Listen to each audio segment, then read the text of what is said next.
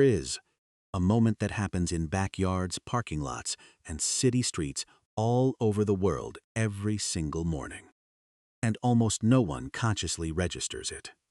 You step outside. Maybe you are heading to work, rushing to your car, or simply grabbing something from the front porch. A crow lands nearby. It settles on a fence post or a telephone wire, turns its head and vocalizes. Two short calls, a pause, then one longer one. To you, it's just background noise, the ordinary, forgettable soundtrack of being outside. But that sequence was not random. Nothing about it was. What sounds like mindless static to human ears is to them a structured sentence. And one of the most common, recurring subjects of those sentences is you. For centuries, humanity has operated under a quiet, comfortable assumption that we are the sole observers of our environments. We look, we evaluate, we catalog the natural world. Believe awareness is a light we shine outward. But the deeper science looks into the architecture of the corvid mind, the more that assumption completely inverts. By the time you finish this video, the way you hear the trees outside your window will never be the same. Because the truth is, you aren't just walking through your neighborhood. You are walking through an active surveillance network that has been compiling a detailed file on your life for years. To understand what is actually happening when a crow looks at you, to look at the data, crows do not possess the simple, reactive nervous systems of most birds.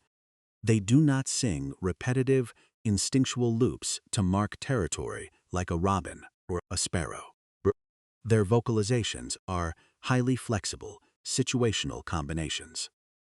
But a communication network is useless without data to back it up. In the early 2000s, researchers at the University of Washington conducted an experiment that fundamentally altered our understanding of animal cognition.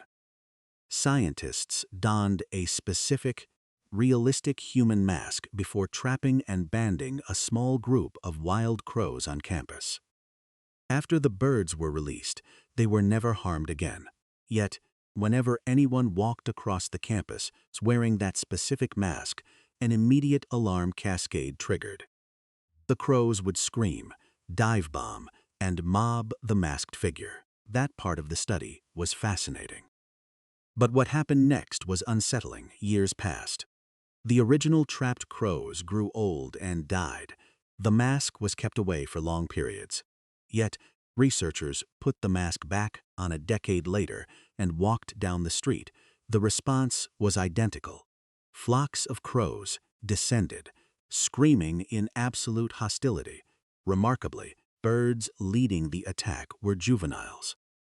Birds that had not even been alive when the original trapping occurred. The information had survived the passage of generations. A single, brief, negative experience with a specific human face had been translated into a permanent piece of community history. The local population had updated its collective map of reality to include a brand new threat. The face of that specific man. Sit with that reality for a moment. The crows outside your house right now are not looking at a generic human shape. They are practicing individual facial recognition. Every morning you walk to your car, every afternoon you return, every time you pause to look up or choose to look away. All of it is being cataloged. They are building a file on you. Long before you ever thought to study them, they were already studying you. A file is only as powerful as the network that shares it. And the Crow Intelligence Network is staggeringly vast. Biologists categorize crow societies as fission-fusion networks. During the daytime, large groups split into tiny, fragmented units, pairs or small family groups that scatter across several kilometers to forage, monitor, and observe individual streets. But when the light fades, the fusion phase begins. Crows from an immense geographic area abandon their daytime territories and begin a highly coordinated nightly migration. They converge at a communal roost, a single, massive collective sleeping site that can hold tens of thousands, and in some documented urban cases, over 1 million individual birds. For decades, science assumed these nightly gatherings were merely a passive defense mechanism against predators. But recent behavioral data points to something far more sophisticated. The roost functions as a massive, decentralized information exchange. If a young crow spends its day failing to find food in a new suburb, it returns to the roost empty-handed. Through a complex system of social monitoring and postural cues inside the dark roost, that young crow identifies an older, successful bird that found a rich food source. The next morning, when the roost dissolves, the younger bird follows the veteran directly to the prize. But food isn't the only information distributed in the dark. Reputation is shared here, too. What one crow learns about a specific human on a single street corner today can be broadcast across a massive social network tonight. When a crow watches you step out of your door, call is not a solitary reaction. It is an announcement. It is broadcasted data. This is the person who leaves the dog food outside. This is the one who threw a rock 3 months ago. This is the one we have not categorized yet. Watch, because they possess a profound understanding of cause and effect across time. Crows manage their relationships with humans through a strict system of reciprocity. If you cross them, you inherit a grudge. But if you earn their trust, you enter an entirely different, almost mythical protocol. In Seattle, a young girl who consistently fed the crows in her garden over several years began noticing small, strange anomalies at the feeding station. The food would be gone, but in its place lay an object. A polished piece of glass, a metal screw, a tiny piece of silver foam with a single word printed on it. Best. Her family began keeping a meticulous collection of these items. Individually, they were garbage, worthless fragments of an urban landscape.